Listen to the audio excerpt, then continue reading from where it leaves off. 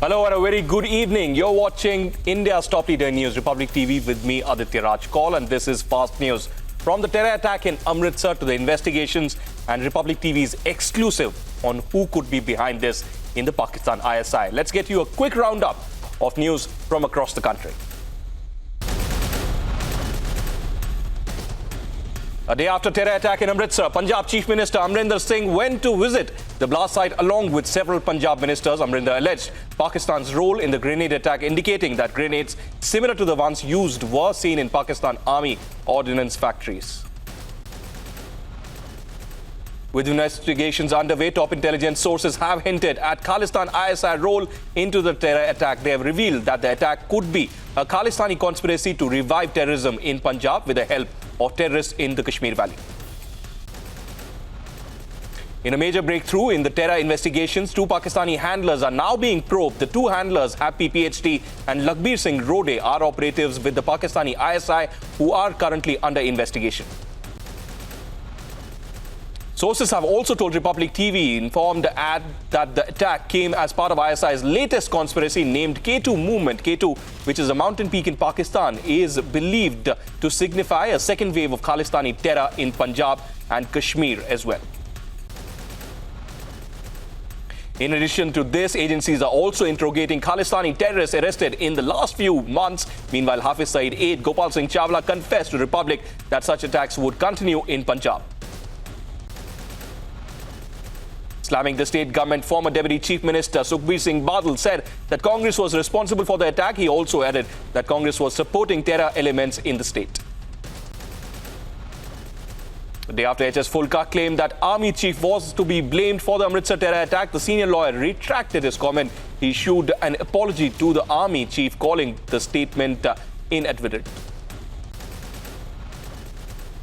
Khalistani Group 6 for Justice has released the video denying their role in the Amritsar congregation attack. The group went on to slam Captain Amrinder Singh, saying that the Punjab Chief Minister had referendum 2020 phobia.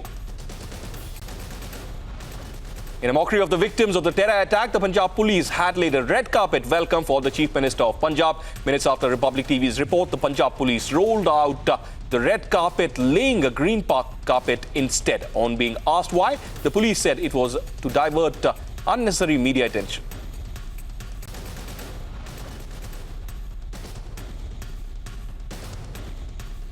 And shifting focus from Punjab, in a massive diplomatic win for India, Dubai top court has ruled out Augusta-Westland chopper scam middleman Christian Michel will be extradited soon. The UAE court upheld the lower court's order, which said that the Michel could be extradited, dismissing appeals filed by his defense lawyers. Republic TV has accessed a video of senior Congress leader stopping one of his own workers from saying Bharat Mata Ki Jai. In the video, former Education Minister B.D. Kalla is seen promoting a party worker instead to say Sonia Ki Jai, Rahul Ki Jai. Meanwhile, the top Congress leader came out and defended himself, saying that the video was part of BJP's fake news trade. BJP, on the other hand, slammed the Congress and said it was proof of Congress's dynasty mindset. With the face-off between the government and the RBI only escalating, the central agency held a crucial board meeting today. In the meeting, the board raked up key issues like easing rules of the weak banks, providing liquidity to non-bank finance companies, and framing a new capital framework for RBI. Republic also accessed the RBI's 19-point agenda for the board meeting. The RBI is seeking more authority for the central board on issues like recommending amendments in the RBI Act and deciding on risk management policies as well.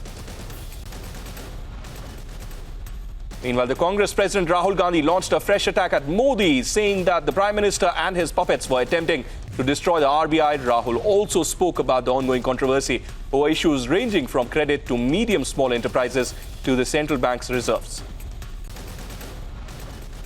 With Sabarimala's doors being opened for the third time, huge protests were observed against the detention of devotees of the shrine. Over 80 devotees have been taken into custody. So far, cases have been registered against 200 people for rioting and obstructing government officials at the visit site. Amidst the intense protest, the Kerala BJP released circulars for the party workers directing them to assemble at the Sannidhanam, which goes against the Section 144 imposed by the Kerala police. Slamming the Kerala government for the arrest, Union Minister KG Alphonse called on the situation worse than emergency. He said that the government was turning Sabarimala into a war zone with pilgrims being unnecessarily being targeted. Hours after the arrest, Kerala High Court intervened in the matter, stating that the police could not disturb pilgrims in the garb of upholding Sabarimala order. The court's observation came at the backdrop of high-voltage protests and subsequent detentions as well. The Travancore Devaswom Board has moved Supreme Court seeking more time to implement the verdict, allowing women of all age groups to enter Sabarimala temple. The board cited inadequate amenities for the pilgrims as one of the main reasons to seek time from the top court. Andhra Pradesh Chief Minister N. Chandrababu Naidu met his West Bengal counterpart Mamata Banerjee in Kolkata. Naidu met Mamata in a bid to forge a strong political front to take on the BJP-led National Democratic Alliance in the 2019 Lok Sabha elections. As per TMC sources, the opposition also met the all-party meeting in New Delhi, called for the Chandrababu Naidu may be postponed to December 10th. The opposition meet was supposed to be held on the 22nd of November. Congress leader, meanwhile, Navjot Singh Sidhu, seems rather confused about the party's chief ministerial phase, declaring 2 CM candidates in just 1 week. Sidhu declared that T.S. Singh Deo would be the CM candidate given the trust he has gained from Rahul Gandhi. In an attempt to counter the Congress's decision to fielding Sachin Pilot in TONK Assembly constituency, the BJP has fielded State Transport Minister YUNUS Khan against Pilot. Khan replaced Ajit Singh Mehta on the final day of filing of nomination for the December 7 elections. Meanwhile, 2 Congress rebels have claimed that the party is trading tickets for crores of money. The allegations came up after the Congress workers were seen protesting in Quota and New Delhi against the Congress leader Sachin Pilot because they claim they sold Flera seat ticket to Hari Singh. As Congress released its 3rd list of candidates for the Rajasthan Assembly election, senior Congress leader BD Kalla has replaced Yashpal Gehlot from Bikaner West. The party has named 10 new candidates, also leaving 5 seats for the allies. With farmers' protests escalating in Karnataka, Chief Minister H.D. Kumaraswamy has called state farmer goons. Farmer leader Siddhana Gowda said that they will disrupt the winter session of the state legislature if the state government does not resolve their issues by November 30th. This even as the farmers staged a protest outside the Vidhan Sabha. Meanwhile, PWD Minister S.D. Ravanna backed CM Kumaraswamy on the farmers' issue and said that the burning tractors and throwing sugarcane on the streets is not right. Ravanna also said that problems are being faced by the factories as well as the issue will be discussed by the government.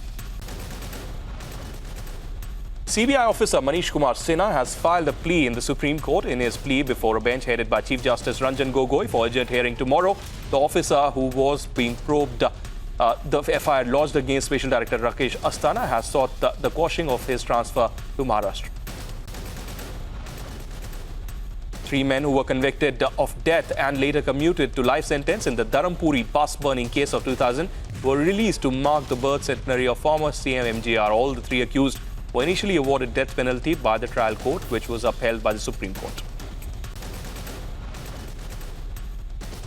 In a fresh development in the PNB scam, the Enforcement Directorate appeared to the court saying that the accused had no intention of returning to India and to declare him as fugitive offender. The PMLA court has asked the ED to file a reply on CHOKSI'S application where it was mentioned that he would return to India in 3 months.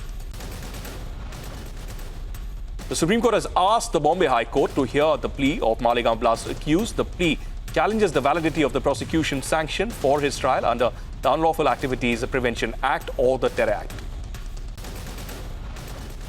In a fresh development, the IRCTC scam case, the Delhi court directed RJD Chief Lalu Prasad Yadav to appear before it on December 20th through video conferencing. The court gave these directions after they received information that accused could not appear before court owing to his ill health.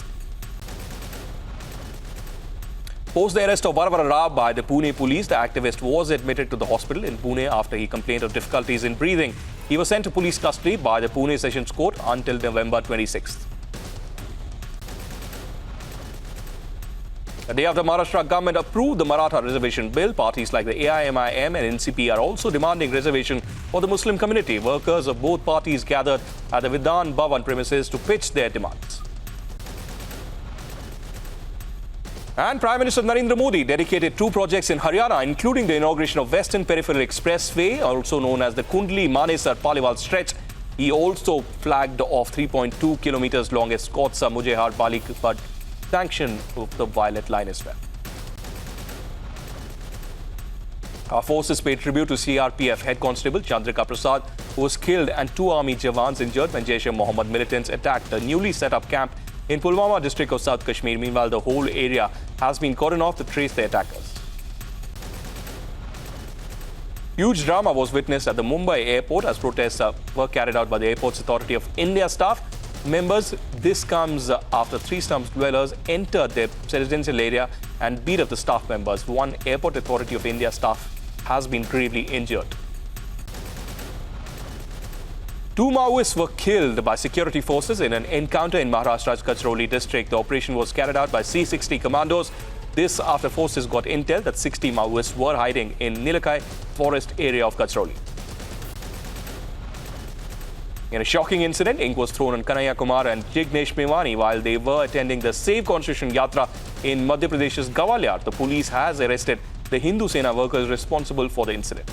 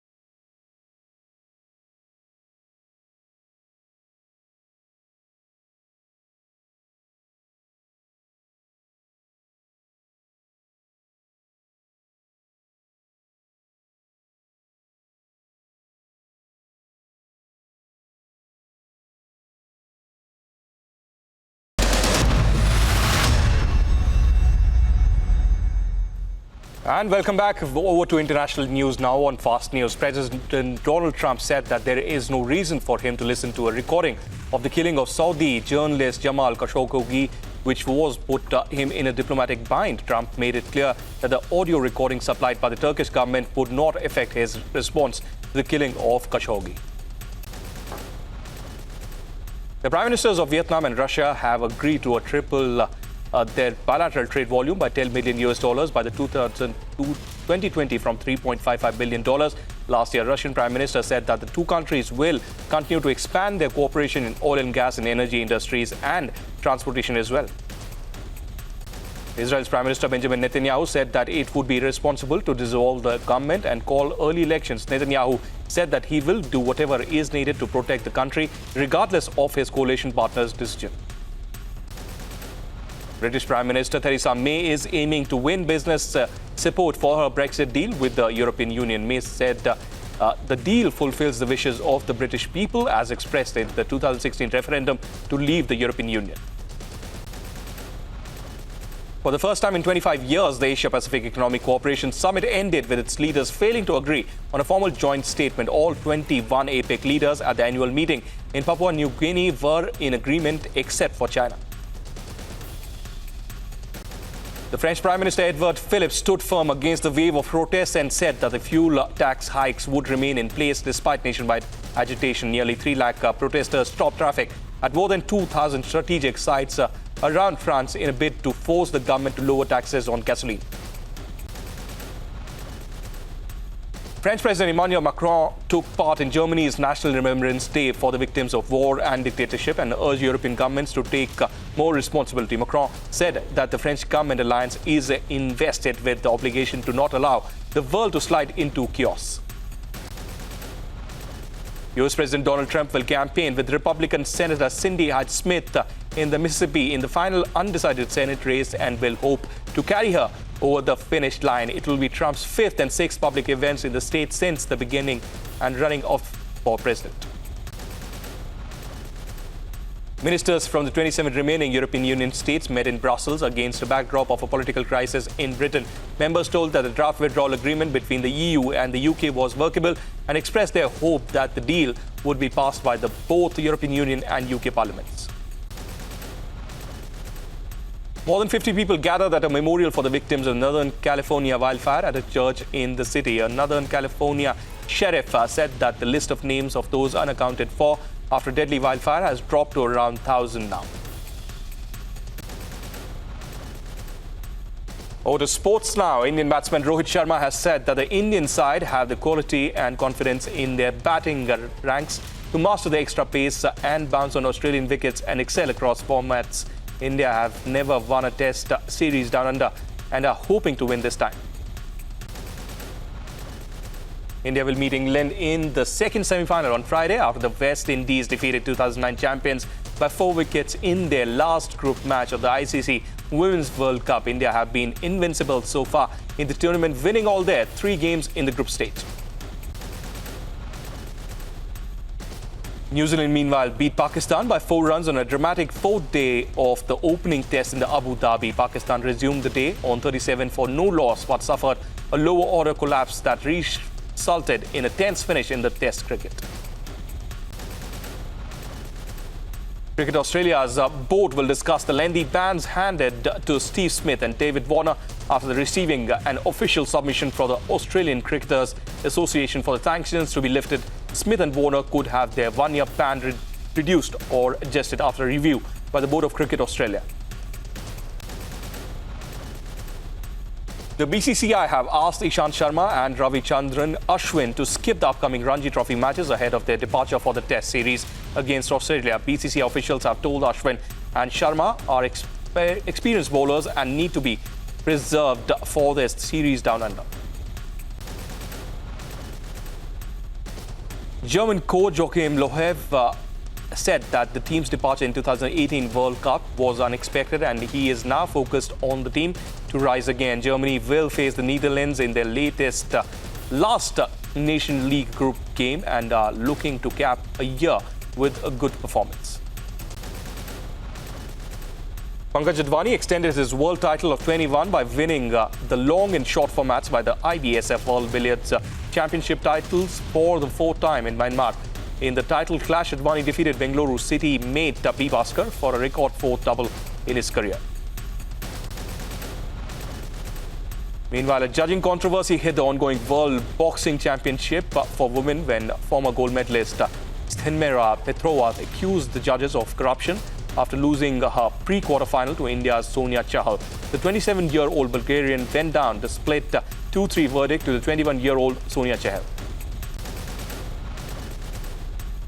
Saina Nehwal and Kidambi Shrikant will start favourites when they spearhead the Indian challenge at the Syed Modi International Tournament, which starts tomorrow in Lucknow. With Sindhu missing, India will have two defending champions in the tournament looking to retain the title. Former Indian captain Bishan Singh Bedi has once again criticised the Indian Premier League, calling the cash-rich T20 league a scam.